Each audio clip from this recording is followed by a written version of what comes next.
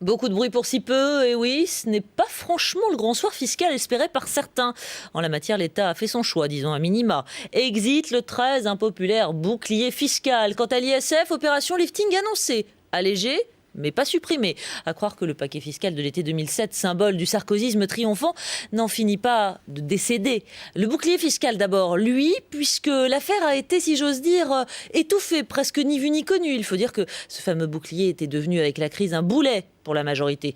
Le symbole aussi de l'injustice de la politique fiscale de l'exécutif. Souvenez-vous du chèque de 30 millions d'euros perçu à ce titre par Liliane Bettencourt, l'héritière de L'Oréal.